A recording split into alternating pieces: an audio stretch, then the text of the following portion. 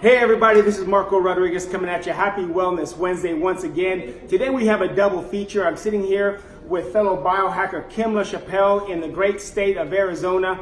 Now, Kim, you were diagnosed with multiple sclerosis 35 years ago? 35 years ago. Okay, and tell us a little bit about your story and how biohacking has changed your life. Okay, so 35 years ago, just last month in March, I was diagnosed with MS. And you know, Marco, it looked differently over the years. I started with some numbness on my right side that would come and go, but I'm going to fast forward from 1984 to October 2013. And October 2013, I had been walking with a cane for about 6.5 years.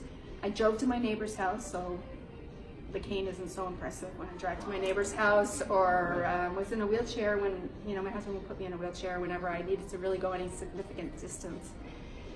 Falling. I fell really well though. I only cut myself once. Only once? Only once. Okay, good. So I was falling, my right foot dropped, really tired. I was in bed a lot. And even when I got up from going to bed, I was tired. Just very weak and off balance. I would go around the corner and they would say, "Oh, there goes Kim." Wow. You know, whoo! Shut my eyes, fall over. You know, be real off. Now, were you on taking medication at that time? Yes, I did everything everybody told me to do for 30 years. So I was on some, you know, pretty significant medication. When I had exacerbations where symptoms would get worse, I would go on a Solumedrol IV drip for 3 days. So even with the medication, there were still times where you would get. Oh yeah, Okay. definitely. So the medications didn't. I think the medications helped. I mean, they've helped, and I was grateful for that. But you know, things have definitely changed since then. Right. So how has biohacking changed your life? How is biohacking? And how were you introduced about it? Okay, I was introduced actually that October that I was talking about. I described what I was like.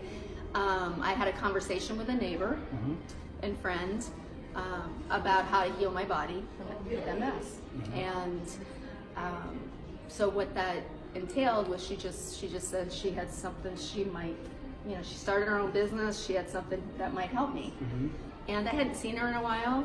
We had moved a few miles away. And so I wanted to get together with her, but she, you know, she shared a ABC investigative report with me that caught my attention, and I've always been open to non-invasive things. I've been part of different research studies and so forth. So I thought, well, I'll give it, you know, why not? I'll help her out for a few months, new business, help her out, and who knows? Right. You know, why not? Right, absolutely. Why not? So I started activating my body, activating a pathway of my body to reduce my oxidative stress. And was that your NRF1 or the NRF2? That was the NRF2. That's all we had. Right. That Okay. So way back then. NRF2. Yeah. Okay. Yep. Activated the NRF2, and I started to notice. I started mid-October. I started to notice before the end of the year that I could walk without my cane. Wow. Yeah. I mean, not like it is today, but that I could. You know, I'm looking at the front door, and I'm like, oh, I think I'm going to try to walk over there. And I did. Wow. And I did. So, yeah, fast forward, you know, I mean, things have just gotten better and better and better. And I've added, you know, I've activated the NRF1 pathway, so I have lots of energy. I drink, you know, I have my executive function drink, I call it, my brain food. I drink, you know, that's NRF2 for the brain. That is great also. But I'm, you know, I can go all day. I can go all day, and I used to, you know, not. The grocery store was the event. I mean, that was the event of the day. Once I was done with the grocery store, you know, that was it. That was it. So, you know, we have so many people that are struggling with oxidative stress levels and don't even recognize that they have it. Right. And sometimes it comes out where it manifests itself in multiple sclerosis. So what would you say to someone out there that's kind of wondering or struggling whether or not to go the route of biohacking? Well, there really is nothing to lose. I mean, what if we're right and it could help you, you know?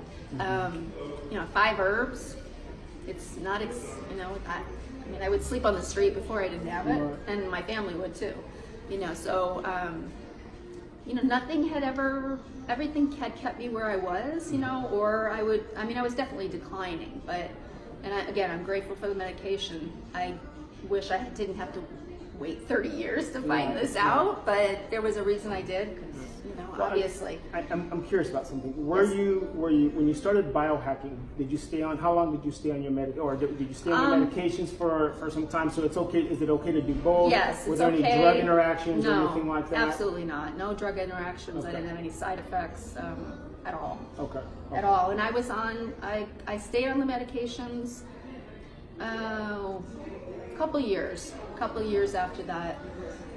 I was waiting. Here in Arizona, it's really hot, and the heat really bothered me. Okay. So that's a symptom with MS. I mean, the heat's or the cold kind of exacerbates things. So I thought, well, I'll wait till it's not hot, then I'll go off. Okay. And then it would be November, and then it was Thanksgiving and Christmas, and then you had all that, chaos, and then it's just. So the medication, I would go back after 4 weeks to get an infusion. I was taking Tysabri. That was my last medication. At 3 weeks, I would be like, oh my gosh, got to get there. Right. And then after I started activating the NRF2 pathway, I found that, wow, it's 4 weeks already. I guess I'll go back. And so over time, I started spreading it out. 6 weeks, 6 or 7 weeks was my norm. And then I was out till 9 weeks. Wow.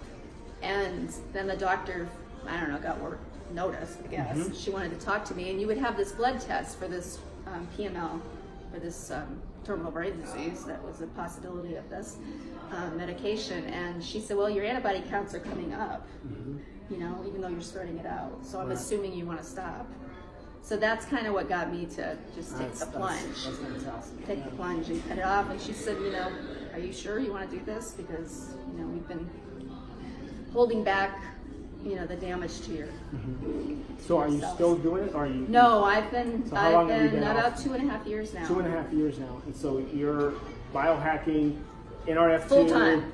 Full-time now. Full-time. And not only that, but you have seen the results so well in your own body that you're now sharing this with other people as well. Absolutely. How can you not? I mean, how can you not? I mean, I remember putting my butt in my car seat and I lift my legs to get in like I weighed 300 pounds or something. And now I do a daily method bar class, and I'm with a lot of really, really fit people, and I could put my leg on a ballet bar and turn and balance. And participate. I got muscles.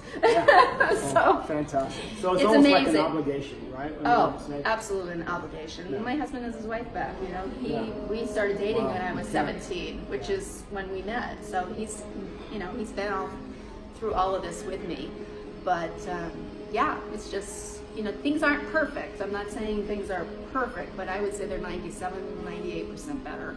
I think most of us would probably take 97%. Yeah, I'm good. Right? I'm definitely, and it's nice because I'm back now. Yeah. I'm back, and I can participate in life, and I can share this with everybody. Awesome. Well, Kim, thank you so much for taking the time. I know you've had a busy day today. Absolutely, but I'm not tired. And everything. So. All right. Well, thank you so much. I appreciate it. And guys, you're welcome. Again, happy Wellness Wednesday to you. Thank you for sticking around for this double feature. And as I always like to say, remember, there is a better way to live.